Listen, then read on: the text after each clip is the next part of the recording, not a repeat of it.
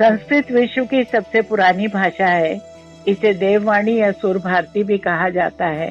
गुजराती, हिंदी, मराठी, सिंधी, पंजाबी, नेपाली, बहुत सारी भाषाओं का जन्म संस्कृत से हुआ है। वैदिक धर्म से संबंधित ग्रंथ इसमें लिखे गए। बौद्ध धर्म का महायान और जैन धर्म के कई महत्वपूर्ण ग्रंथ संस्कृत में रचे गए। डॉक्टर भीमराव अंबेडकर का मानना था कि संस्कृत में पूरे भारत को भाषाई एकता में बांध सकने की क्षमता है। इस समय विदेशों में संस्कृत को बहुत सम्मान और मान्यता मिल रही है।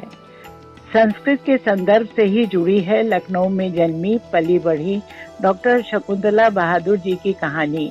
37 वर्षों तक उत्तर प्रदेश के लखनऊ शहर में शकुंतला बहादुर जी लखनऊ विश्वविद्यालय तथा उससे संबद्ध महिला स्नातकोत्तर महाविद्यालय में संस्कृत प्रवक्ता, विभागाध्यक्ष रहने के बाद प्राचार्य पद से रिटायर हुई।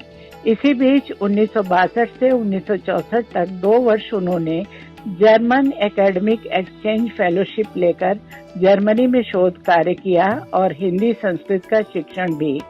65 वर्ष की उम्र में डॉक्टर शकुंतला बहादुर लखनऊ से कैलिफोर्निया अपने बच्चों के पास आ गईं। लेखन के साथ साथ अमेरिका की हिंदी संस्कृत से जुड़ी साहित्यिक गतिविधियों में भी वे सक्रिय रूप से भाग लेती रहती हैं। आज के मन के मौसम यूट्यूब चैनल में कैलिफोर्निया से हमारे साथ जुड़ी हैं डॉक्टर शकुंतला बहादुर। शकुंतला जी, बहुत स्वागत है आपका। नमस्कार। धन्यवाद जी। आपको नीलम जी, धन्यवाद जी। आपने संस्कृत के नाते हमें याद किया, इसके लिए मुझे प्रसन्नता है जी। और जैसा कि आपने कहा कि संस्कृत से मैं वर्षों से जुड़ी हुई हूँ। मेरा जीवन ही संस्कृत के अध्ययन में, अध्यापन में बीता। तो संस्कृत की विशेषताएं आपने एक बार कहा था बताने के लिए। जी जी। तो भारतीय संस्कृति की आत्मा देववाणी में है और वेद विश्व का प्राचीनतम ग्रंथ है, वो संस्कृत में ही है। संस्कृत वैज्ञानिक भाषा है और इसमें अनेक ध्वनियां और स्वर व्यंजन हैं जितने कि अन्य भाषाओं में नहीं है। विशेष करके आप देखिए कि हमारे यहाँ जैसा संस्कृत में देवनागरी में जैसा लिखा जाता है वैसा ही पढ़ा जाता है। यानी अंग्रेजी की तरह बट और फुट या वुड एक उच्चारण एक है और स्पेलिंग अलग अलग है। इसी प्रकार से फ्रेंच में बहुत से लेटर्स लिखे जाते हैं लेकिन उनका उच्चारण नहीं किया जाता है, तो ये कठिनाई है। हमारे यहाँ अगर एक बार किसी ने स्वर व्यंजन सीख लिए, वर्णमाला सीख ली, तो वो जैसा पढ़ेगा वैसा ही लिखेगा। और धर्मशास्त्र, नीति शास्त्र, रामायण, गीता के अतिरिक्त, महाभारत के अतिरिक्त और भी इतना विशाल साहित्य है कि विदेशी विद्वानों ने अपना पूरा जीवन उसमें समर्पित कर दिया, उसके शोध कार्य में और लिखा। और कंप्यूटर के लिए ये सबसे उपयुक्त भाषा है। तो एक सबसे अच्छी बात यह है कि संस्कृत में संक्षेप में सारी बात आप कह सकते हैं। जैसे आपने कहा पठति, तो वो पढ़ता है या पढ़ रहा है, या गच्छति वो जाता है, जा रहा है, ये बात शब्द में आपने पूरा काल, कर्ता सब कह दिया। लेकिन इसी को आप कहेंगे कि वो जाता है या he is going, he goes, तो दूसरी भाषाओं में आपको उसके लिए लंबा करना पड़ेगा। तो इसमें शब्द की व्युत्पत्ति धातुओं से जैसे है, तो पूरा वो शब्द, कोई शब्द कैसे बना है उसके नियम है निरुक्त में, और पूरे नियम दिए हुए हैं कि कैसे उपसर्ग और प्रत्यय जोड़ करके अर्थ बदलते जाते हैं। शब्द का भंडार है। जितने भी शब्द आप चाहिए कि अर्थ के अनुसार, अपने आशय के अनुसार आप उनको शब्दों को बना सकती हैं। और व्याकरण के निश्चित नियम है, ये नहीं है कि हम कहीं किसी को कुछ बोल दें, किसी को कुछ बोल दें। तो इसलिए इसको खास करके अब देखिए अपने भारतीय जीवन से तो वो इतना जुड़ा है संस्कृत की।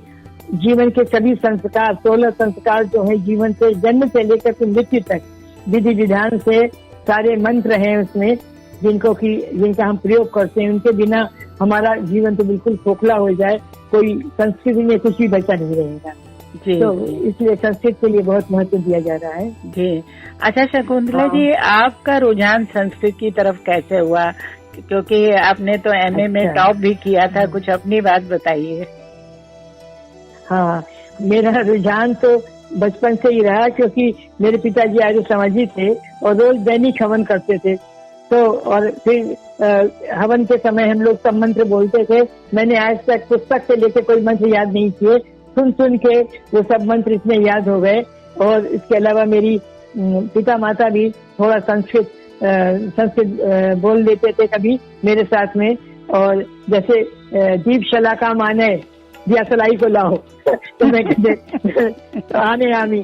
तो या मेरी बहन और जिया जी गुरुकुल के पढ़े हुए थे, बहुत विद्वान थे, उनसे मैंने बहुत से श्लोक सीखे। और इसीलिए हमारी जो अध्यापिका थी वक्ता, उन्होंने भी बहुत हमें वाद विवाद प्रतियोगिताओं में भाग लेने के लिए कहा। ऐसे ही धीरे धीरे करके श्लोकों को याद करके गीता रामायण को पढ़ करके मेरा रुझान संस्कृत में बढ़ता चला गया और मैंने फिर इसी को आगे अपने ज्ञान को बढ़ाया। अच्छा, वेदों को। हाँ जी, 1962 से 64 के मध्य एक फेलोशिप के तहत आप 2 साल जर्मनी में रही।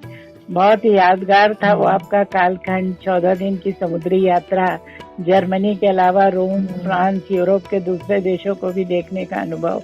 आपको ये सब चीजें आज भी बहुत ताजगी से भर देती हैं। तो कुछ यादें हमारे साथ भी बांटें आप। धन्यवाद नीलम जी। मैं यहाँ से बॉम्बे से फ्रांस में मार्सेल तक 14 दिन प्लेन पे शिप पे थी और वो मेरा पहला अनुभव था। और अपने परिवार से लड़कियों में मैं अकेली गई थी। सबसे बड़ी बात यह है कि मेरे पति ने विवाह के 1.5 साल के बाद ही मुझे जाने की अनुमति दी, क्योंकि वो जान रहे थे कि मेरा मन बहुत है। मुझे एमए में जो प्रोफेसर पढ़ाते थे वो सब विदेशी विद्वानों के नाम लेते थे और कहते थे कि जर्मनी में बहुत काम हुआ है।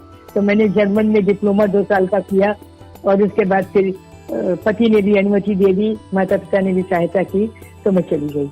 तो वहाँ जर्मनी में पहले 4 महीने मैंने जर्मन का कोर्स किया। हालांकि मैं डिप्लोमा करके गई थी, लेकिन उसके बाद वहाँ क्योंकि लेक्चर जो थे वो जर्मन में देते थे और प्रोफेसर टीमे हमारे जो थे वो वैदिक साहित्य के बहुत बड़े विद्वान थे।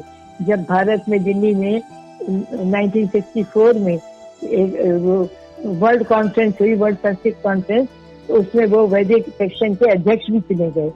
तो बहुत उनके संग मुझे एक घटना याद आती है कि एक दिन उनकी पत्नी बीमार थी, तो उन्होंने फोन किया इंस्टीट्यूट में, तो मैं ही वहाँ पर थी। मैंने उठाया तो उनकी एक दवा मंगानी थी, पत्नी को छोड़ के आ नहीं सकते थे।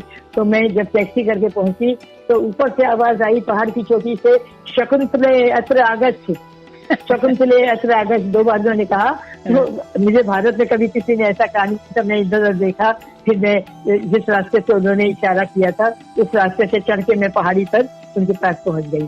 तो वहाँ पर जर्मनी में मेरा अनुभव बहुत अच्छा रहा। वहाँ हाम्बुर्ग में जो है वेद मंत्र वेद से ही लिखा हुआ है, इंडोलॉजी सेक्शन के। और मोनियर विलियम ने तो पूरी एक डिक्शनरी बनाई संस्कृत की, जो उससे पहले डिक्शनरी प्राप्त नहीं थी। तो उन्होंने अंग्रेजी, हिंदी और संस्कृत में, अंग्रेजी और संस्कृत में वो बनाई, डिक्शनरी बनाई। और वहाँ संस्कृत के कार्यक्रम होते थे। इतनी पुस्तकों का भंडार मैंने देखा अपने इंस्टीट्यूट में।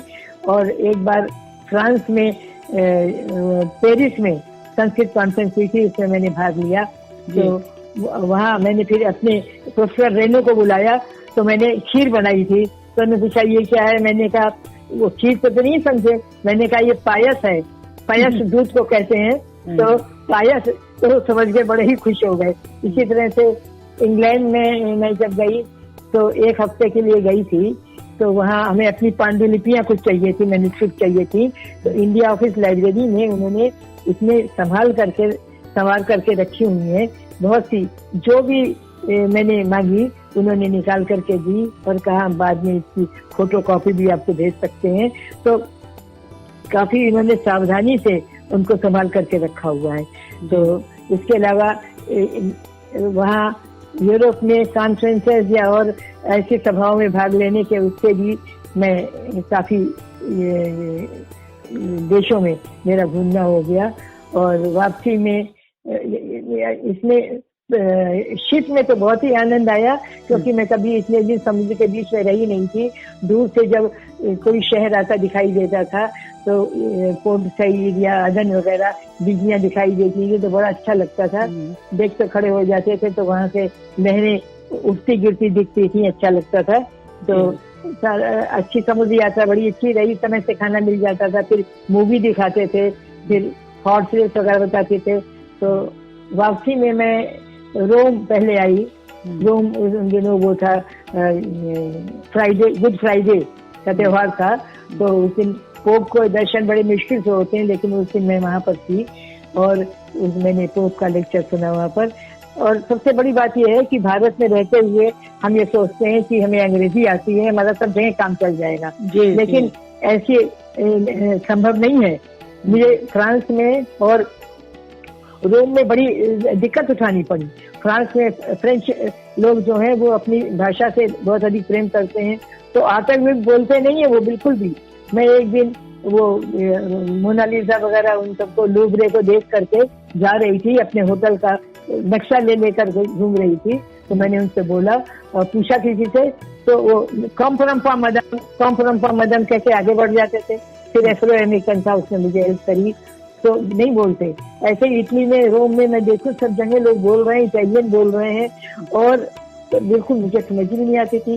कहीं मैं किसी को अंग्रेजी या जर्मन बोलते सुनूं तो मुझे लगता था कि अरे ये तो अपना जान पहचान का है। तो बात समझ में आती थी। जर्मन जानने से ये था मुझे, ऑस्ट्रिया में, स्विट्जरलैंड में 2 बार गई थी, स्विट्जरलैंड में, ऑस्ट्रिया में, और जो इटली और का जो नॉर्थ भाग का जो जर्मनी से मिला हुआ था, वहां पर मुझे बड़ी आसानी रही, भाषा समझने की कोई दिक्कत नहीं हुई। तो वहाँ पोप को बोलते हुए सुना। उसके बाद बहुत बड़ा सौभाग्य है आपका जो आपने वो गुड फ्राइडे के दिन आप वहाँ पर इस आयोजन में शामिल हो सके। अरे बिल्कुल, जैसे अपने कुंभ होता है, तिल रखने की जगह नहीं थी, इतनी भीड़ थी। फिर ऊपर से बैल्कनी पे वो आए, उन्होंने सबको संबोधन किया पोप ने, तो बहुत ही अच्छा लगा। और ऐसे मौके पे मैं पहुंची थी। और इटली में समझिए मैं जिससे पूछती रही, क्योंकि वो थोड़ा सा पता कॉलेज के बदले इंस्टीट्यूट लिखा था। पूरे दिन मैं एक थोड़ा बस में चढ़ी, मैंने कहा कि इंग्लिश स्पीकिंग। एक आदमी ओल्ड था, वो बड़ी मुश्किल से मिला, तो उसने फिर जो था मैं उसके संग उतर गई। अब उसके संग घूमते घूमते 3-4 घंटे घूमती रही, लेकिन मुझे कोई इंग्लिश बोलने वाला नहीं मिला। और फिर बड़ी मुश्किल से एक केरल के फादर से वो मिले, तब उन्होंने मुझे हेल्प किया और वहाँ जो सिस्टर्स का होम था वहाँ पर पहुँचाया। तो इस तरीके से इंग्लिश से काम चलता नहीं है देशों में। एक हम ही लोग हैं जो अंग्रेजी की, चूंकि इतनी दास्ता रही हमारी, हम लोग अंग्रेजी में फौरन बोलने लगते हैं, लेकिन और लोग अपनी भाषा से इतना प्रेम करते हैं कि अपनी भाषा ही बोलते हैं। जहाँ कहीं भी पिक्चर कार्ड भेजने के लिए मुझे फ्रांस में टिकट चाहिए होता था, मैं पैसे हाथ में लेकर के और विंडो पर कर देती थी पोस्ट ऑफिस की कि उन्हें जितना लेना हो ले लें। तो ये तमाशा रहता था कि कोई बोलता ही नहीं था, उसमें किससे पूछूं क्या कहूँ। अंग्रेजी से काम चलता नहीं है और देशों में, खाली इंग्लैंड में तो खैर आराम रहा, लेकिन और करके तो बस ऐसे ही। ये बहुत ही दिलचस्प बात है और आँख खोलने वाली है जो विदेश जाते हैं ये सोच के कि अंग्रेजी आती है, भारतीय खास तौर से, तो उनका दुनिया में काम चल जाएगा। ये बात तो है। मेरा जो हिंदी क्लास था उसमें एक मेरे छात्र ने पूछा मुझसे कि वहाँ बहुत से देश विदेश के छात्र थे मेरे क्लास में, तो उसने मुझसे कहा कि you don't have any national language. मैंने कहा यस वी हैव हिंदी। कहने but I have never heard anybody to speaking Hindi. तो मैंने कहा when you people are also there then we have to speak in English so because you will understand it. तो कहने no, I have seen that only Indian group also they speak in English, they don't speak Hindi. अब मुझे इतनी शर्म आई, फिर मैंने कहा कि भारत में 14 इस तरह से इतनी भाषाएं हैं और अंग्रेजों की दास्ता की वजह से हमें जो है वो अंग्रेजी से लोग डटे बचे हो गए हैं, तो उत्तर दक्षिण से वार्तालाप हो जाता है। अपनी वेशभूषा से मुझको बहुत पहचाना जाता था, क्योंकि मेरी जो मिस जिस संग में रही 2 साल, फ्राउलाइन शालर, मिस शालर जो थी, वो कहती थी कि तुम्हारी इंडियन ड्रेस जो है बहुत ही कलरफुल है और फेमिनिन ड्रेस है, दूर से ही देखो तो पता चल जाता है कि कोई लेडी आ रही है। हमारे यहाँ तो सब वही जीन्स और वो सब पहन के खड़े हो जाते हैं। तो भारतीय वेश के कारण मुझे रास्ता चलते लड़के कहते थे इंडियन मैंने Indian lady, and why do you have this red point on your forehead, पूछते थे लोग। और लोग अपने यहाँ बुलाते थे। एक वहाँ उषा पटेल थी, उन्होंने कहा आपको बहुत निमंत्रण मिलते हैं घरों में, मुझे तो कोई नहीं बुलाता। तो मैंने कहा कि आप तो जब जीन्स और टॉप पहन करके निकलती हैं, लोग कोई मैक्सिकन या कोई और जगह का समझ लेता है। मुझको क्योंकि भारत के वेशभूषा में लोगों को बहुत इंटरेस्ट है, इसलिए मुझे लोग जब जानते हैं, पूछते हैं कि आप भारत से हैं, तो मुझे बुलाते हैं। फिर कभी कभी फिलॉसफी डिस्कस करते हैं, कभी कभी बड़ी उससे बात करते थे कि आपके यहाँ संयुक्त परिवार है, जॉइंट फैमिली है, हमारे यहाँ तो सिंगल, आप लोगों को बड़ा आराम है कि बड़े लोग कुछ साथ में रहते हैं, हमारे यहाँ तो सब सिंगल यूनिट फैमिली है। तो कई बार ऐसे ही कभी कोई बेकरी वाले ने भी बुला लिया, कभी और महिलाओं ने बुलाते थे। एक जो थी एक लेडी एक दिन मेरे यहाँ आई, उसने कहा कि मेरी एक इंतजार कर रही थी, मैं इंस्टीट्यूट से आई तो मेरी फ्रेंड ने बताया कि एक लेडी आई हुई है। ये सब संस्मरण मैंने अब तक सदियों की लहरें में लिखे हैं।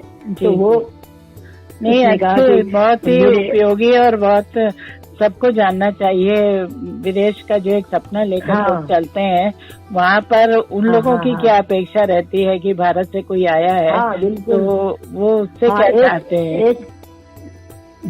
एक लेडी आई मेरे पास, मिसेस वेलनर, तो उसने कहा कि मेरे हस्बैंड की आपसे एक रिक्वेस्ट है, आप मना न करिएगा। मैंने कहा क्या रिक्वेस्ट है, पता नहीं, उसने पूछा। तो उसने कहा कि वो स्कल्पचर है, मूर्तिकार हैं, और वो उन्होंने तब मैं वेस्ट जर्मनी में थी और ईस्ट जर्मनी डिवीजन हो चुका था जर्मनी का सेकेंड वर्ल्ड वॉर के बाद, जब मैं गई थी। तो उसने कहा कि वो आप किसी इंडियन लेडी का चेहरा उन्होंने नहीं बनाया है, और ये क्या कहते हैं, वो आपका फेस बनाना चाहते हैं। आप रोज जब यूनिवर्सिटी जाती हैं तो हम लोग ऊपर से हस्बैंड वाइफ देखा करते हैं, और वो आपका चेहरा बनाना चाहते हैं। मैंने कहा अरे पर किसी खूबसूरत लेडी का बनाते, मैं तो बड़ी सामान्य सी हूँ। तो मेरी जो साथी थी मिस टालर, उसने कहा कि लोग तो बड़े बड़े पैसे दे करके बनवाते हैं, अगर तुम्हें ये मौका मिल रहा है तो बिल्कुल मच्छी को बनवाओ। तो उसने कहा आपको अलग से नहीं आना पड़ेगा, आप यूनिवर्सिटी से लौटते समय हमारे यहाँ थोड़ा रुक के आइए, वहीं पर आप चाय कॉफी लीजिए, सूप खाइए, और मेरे हस्बैंड साथ साथ बनाते रहेंगे। फिर उन्होंने मेरा बस्ट बनाया जैसा और जगह। उन्होंने कहा कि आप ईस्ट जर्मनी में जाएंगे तो बहुत जगह इनको रोक करके मूर्तियां जो बनी हुई है के हाथ की बनी हुई है।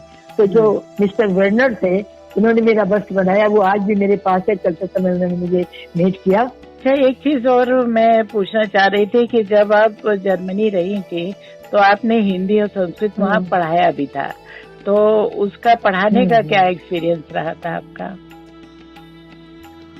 वो लोग बहुत इंटरेस्ट से पढ़ते थे, और हिंदी में कई बार वो अजीब अजीब प्रश्न पूछते थे कि वो क्या कहते हैं। और दूसरे ये कि पुस्तक तो मेरे पास वहाँ नहीं थी, तो मैं अपने हाथ से लिख करके और उसको प्रिंट करके सब उन लोगों को बांट देती थी। जैसे हिमालय के विषय में बतलाया या गंगा के बारे में बतलाया। अब जैसे गंगा के बारे में लोग पूछते थे कि गंगा का पानी क्यों नहीं खराब होता है, इतने दिन तक रखा रहता है। इसलिए मैंने अपने जीजा जी को, ब्रदर इन लॉ को लिखा, तो बिल्कुल में थे और बहुत बार हिमालय की यात्रा कर चुके थे। तो उन्होंने बताया कि गंगा जहाँ से निकलती है उससे थोड़ी दूर पे आके खोलते हुए गंडक का नाला जो है वो आके उसमें धारा मिलती है, इसकी वजह से गंडक के मिल जाने से पानी खराब नहीं होता है। तो मैंने उनको बताया।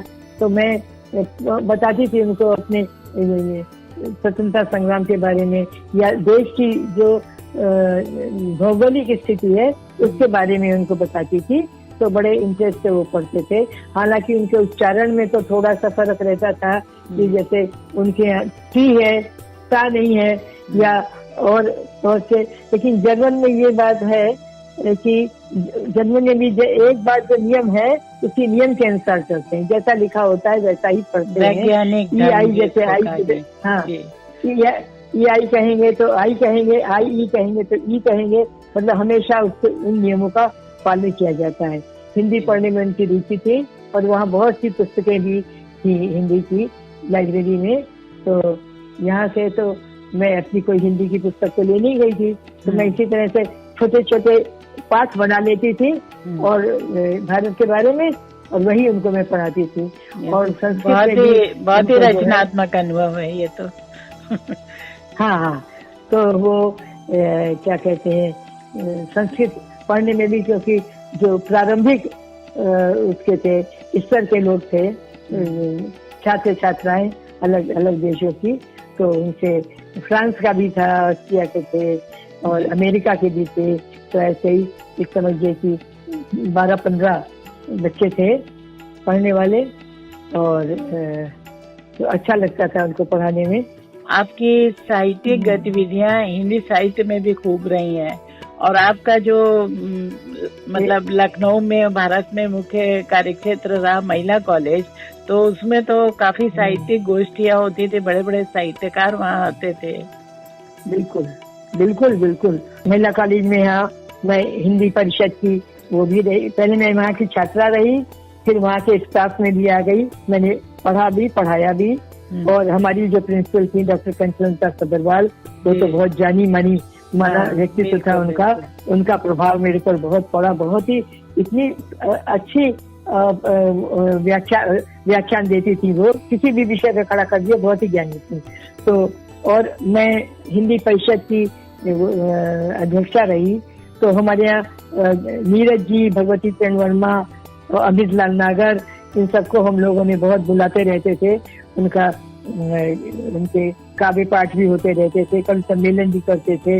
डॉक्टर रमा सिंह मेरी टीचर थी, वो भी बहुत अच्छी कवित्री थी, और तो उनके क्लास में तो बहुत ही अच्छा लगता था पढ़ते हुए।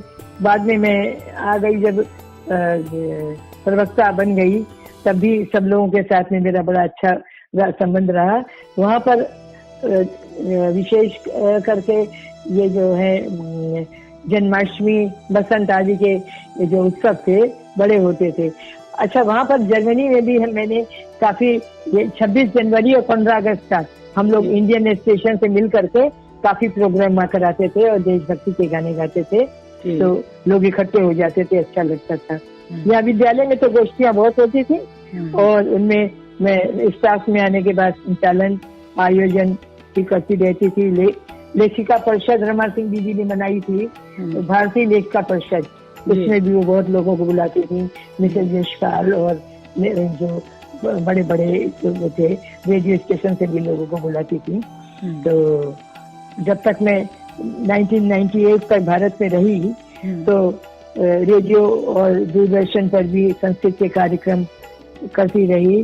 आशाराम त्रिपाठी जी थे, कमलापति मिश्र थे, और नारी लोग वगैरह में विभिन्न विषय दिए जाते थे, उन पर मैं वार्ताएं प्रस्तुत करती रही। अच्छा, आपने अपने लिखने पढ़ने की चर्चा की, तो शकुंतला जी, आपके 2 काव्य संग्रह, 3 गद्य संग्रह प्रकाशित हैं, और प्रसारण का तो आपने बताया ही कि आकाशवाणी दूरदर्शन केंद्रों से आपकी रचनाएं, वार्ताएं और कविताएं वगैरह प्रसारित होती थी। आप आज भी लिख रही हैं, तो कुछ अपनी रचना धर्मिता के विषय में बताएं। मैं ज्यादा काल्पनिक नहीं लिखती हूँ, जो देखती हूँ उसी विषय पर लिखती हूँ ज्यादा करके। तो 2 मेरी कविता की पुस्तकें हैं, और मैंने जो सुधियों की लहरें हैं मेरी गद्य की पुस्तक, उसमें संस्मरण है, कुछ और लेख भी हैं, और जिनके संपर्क में मैं आई उनके संस्मरण, अपने माता पिता के संस्मरण, गुरु के संस्मरण ये उसमें। तो इस तरीके से अभी भी जो लिखती हूँ मैं कविताएं और लेख वगैरह, तो यहाँ जो वेब मैगजीन्स हैं, अंतर्जाल पत्रिका है, उन पर मैं भेजती रहती हूँ, और वो उनमें प्रकाशित भी होती हैं। और आजकल तो जब से ये कोरोना काल आया, तब से तो जूम पर ऑनलाइन कवि सम्मेलन बहुत होते हैं, उन्हें भाग लेती हूँ। और वेबिनार्स की तो जैसे बरसात आ गई है, देखिए आए दिन अंतर्राष्ट्रीय कवि सम्मेलन हो रहे हैं बहुत ज्यादा। और यहाँ पर आईसीसी के इंडिया कम्युनिटी सेंटर हमारा है, उसमें कार्यक्रमों का संयोजन करती हूँ। और अभी जो है दो कार्यक्रम में चला रही हूँ वहाँ पर, साहित्य संगम और आनंद के पल। साहित्य संगम में जो है, क्योंकि साउथ वालों को हमारे साहित्यकारों के बारे में नहीं मालूम ज्यादा और हमें उनके बारे में नहीं मालूम है, तो हर भाषा के साहित्यकारों के बारे में कोई कोई वक्ता बोलता है। और आनंद के पल में किसी सिद्ध कवि या कवित्री को बुलाती हूँ तो उसका भी सब लोग आनंद लेते हैं। अच्छा शकुंतला जी, हिंदी और हिंदुस्तानी शैली की आप शुरू से मुरीद रही हैं। आपके लिए हिंदी सिर्फ भाषा नहीं, जीवन शैली है। इस सिलसिले में एक चीज और पूछना चाहूंगी कि ये जो पिछले 20 वर्षों से आप कैलिफोर्निया में हिंदी को नया मुकाम देने में लगी हैं, तो लोगों का कैसा मतलब रिस्पांस कैसा है हिंदी संस्कृत भाषा और साहित्य को लेकर? देखिए, हिंदी का यहाँ बहुत प्रचार हो रहा है। मैं सोचती हूँ कि भारत में लोगों ने अंग्रेजी को ज्यादा अपना लिया है और इंग्लिश मीडियम स्कूल में लोग पढ़ाने की कोशिश करते हैं, लेकिन यहाँ पर देखिए डिएंजा कॉलेज बहुत बड़ा कॉलेज है यही हमारा कैलिफोर्निया में। उसमें मेरी एक फ्रेंड है नीलू गुप्ता, वो पढ़ाती हैं। और मंदिरों में और घरों में भी प्राइवेट कोचिंग के रूप में लोग हिंदी के क्लासेस दे रहे हैं बहुत से। अच्छा। और हमारे यहाँ इंडिया कम्युनिटी सेंटर में भी हिंदी के क्लासेस होते हैं। हिंदी को लोग सीखना चाह रहे हैं। एक तो अब जो भारतीय के संग में लोगों को जिनको व्यापार करना है, अब नई नई कंपनियां खुल रही हैं, उनके मन में भी रुचि है हिंदी जानने की कि भारत जाएंगे तो उनको हिंदी आएगी तो अच्छा है। इसलिए तो हिंदी का प्रचार काफी हो रहा है। बल्कि हमारी विश्व हिंदी ज्योति है संस्था, वहाँ पर भी बच्ची पाठशालाएं लग रही हैं। आजकल तो ऑनलाइन लग रही हैं, तो ऑनलाइन भी अलग अलग लोग उसको हिंदी को पढ़ा रहे हैं और उसके प्रचार और प्रसार में लगे हुए हैं। तो हिंदी काफी पढ़ाई जा रही। बल्कि यहाँ पर जो एक वो हिंदू यूनिवर्सिटी ऑफ अमेरिका खुला है अभी बर्कले में, और ये फ्लोरिडा में भी है उसका सेंटर। वहाँ पर बहुत अच्छे अच्छे संस्कृत के और हिंदी के लेक्चर्स होते हैं। और योग के माध्यम से तो हालांकि सब लोग योगा योगा कहने लगे हैं, जो एज हो दिया है उन्होंने उसको, तो मुझे बड़ा बुरा लगता है कि योगा होगा रामा कृष्णा कर देते हैं। तो मैं उस चीज को जरूर बहुत अपने यहाँ पॉइंट आउट करती हूँ कि रामा कृष्णा कहेंगे तो कृष्णा कहेंगे तो कृष्ण जी समझेंगे कि मुझे बुला रहे हैं या द्रौपदी को बुला रहे हैं। कृष्ण कृष्णा बना दिया, स्त्रीलिंग नाम बना दिया करके। तो ये अपने भारतीय ऐसा कह रहे हैं, भारतीय कर रहे हैं ऐसा। तो मैं उन भारतीयों को भी वो कहती रहती हूँ। हिंदी का प्रचार प्रसार तो बहुत हो रहा है कि जगह जगह लोगों ने अपने छोटे छोटे वो ग्रुप बनाए हुए हैं। आजकल रचनात्मक स्तर पर आपका नया काम क्या चल रहा है? अभी आजकल एक तो मैं यहाँ पर जो कार्यक्रम करवाती हूँ उसके माध्यम से भी है, और बाकी मैं जो कविताएं या लेख लिखती हूँ, हमारे यहाँ रोज एक कुछ न कुछ अलग अलग प्रोग्राम होता है। योग का होता है या और जानकारी के लिए अलग अलग लोगों को बुला के लेक्चर होते हैं। तो एक दिन चौबारा कहते हैं उसको, उसमें वैरायटी वो प्रोग्राम होते हैं। उसमें इतने लेख इकट्ठे हो गए हैं कि अब मुझे लेख टाइप करने में थोड़ा आलस्य आने लगा है। तो मैं मैगजीन वगैरह में भेज देती हूँ, तो लोग आकर के हिंदी में भी बहुत अपने लेख या कविताएं सुनाते हैं, लिखते हैं। तो मुझे भी लिखने का उत्साह रहता है और उनको सुनाने का लोगों को पसंद होता है। तो लोग कहते हैं इसकी कॉपी दे दीजिए, मुझे प्रिंट आउट निकाल के दे दीजिए। तो कई लोगों ने तो बहुत मेरी कविताएं वगैरह इकट्ठी कर ली है। कहते हैं आप जो भी बोला करिए, मुझे भेज दिया करिए। तो हिंदी की कविताएं और लेख भी मैंने बहुत ऐसे सामान्य विषयों पर लिखे हैं कि जैसे मन के ऊपर लिखा या फूल के ऊपर लिखा। तो इसमें सारा आद्योपांत उसका वर्णन तरह तरह से जो कुछ है वो लिया। दांत के ऊपर लिखा, हाथों पे अलग अलग वो लिखा। तो ये सब लिखने का, पढ़ने का, सुनाने का काफी मौका रहता है यहाँ पर। तो लोग सुनते हैं और बड़ी रुचि से सुनते हैं जी। इसलिए मैं लिखती रहती हूँ और मैगजीन में भेज देती हूँ, अंतरजाल मैगजीन में, वेब मैगजीन में। तो वो उसमें प्रकाशित हो जाते हैं, तो भी और लोगों तक पहुँच जाते हैं। तो हर कार्यक्रम तो जैसे अब होली दिवाली है या ये 26 जनवरी, 15 अगस्त है, रक्षाबंधन है, बड़े जोर शोर से हम मनाते हैं। रक्षाबंधन वगैरह पे बड़ी राखियां बांध करके और विशेष भोजन का प्रबंध होता है और सांस्कृतिक रूप से भी आप जोड़ रही हैं सबको। हाँ, बहुत क्योंकि साउथ वालों को हमारे त्योहारों को ज्यादा नहीं मालूम है, वो भी मनाते हैं अपने त्योहार, हम भी मनाते हैं, तो काफी पर्व खूब उत्सव के साथ मनाते हैं।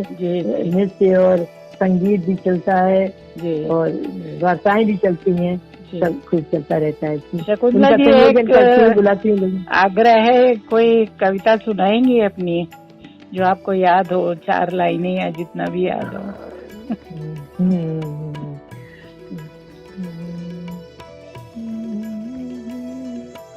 अच्छा, सुनाती हूँ मैं।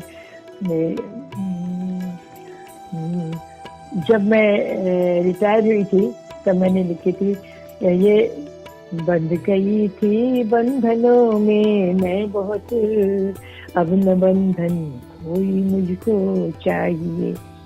बंध गई थी बंधनों में मैं बहुत, अब न बंधन कोई मुझको चाहिए। उड़ सकूं उन्मुक्त मैं आकाश में, उड़ सकूं उन्मुक्त मैं आकाश में, बस यही अधिकार मुझको चाहिए।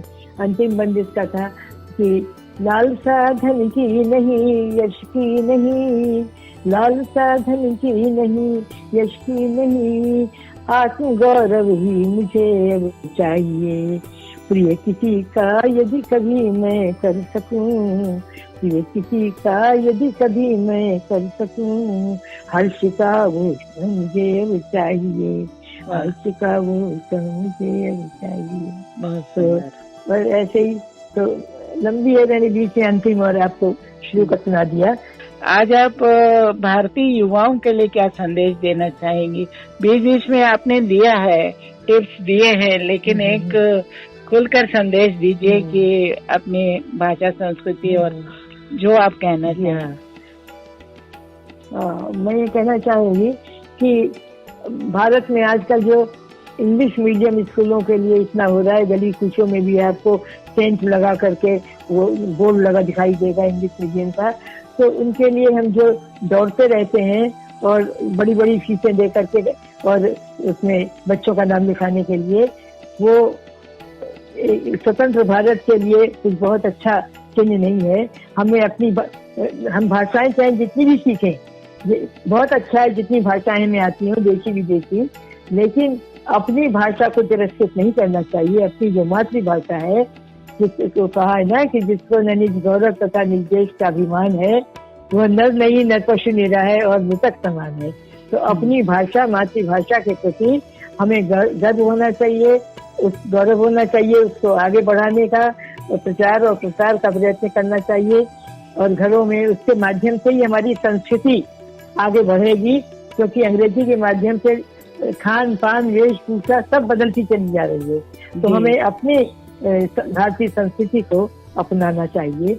ये मैं सोचती हूँ बहुत महत्वपूर्ण है एक स्वतंत्र भारत की। जी, तो शकुंतला बहादुर जी, इस उम्र में आपकी सक्रियता और निज भाषा के लिए समर्पण एक मिसाल है। इतनी उपयोगी चर्चा और मन के मौसम में शामिल होने के लिए बहुत आभार। और बार बार लोग याद करेंगे आपको, जो हमारे श्रोता है जो इस कार्यक्रम को सुनेंगे, देखेंगे, कि अपने संस्कृति, अपनी भाषा पर गौरव और कितना महत्वपूर्ण है। और दूसरा, यही हमारी पहचान अपने देश में नहीं विदेश में भी बनाता है।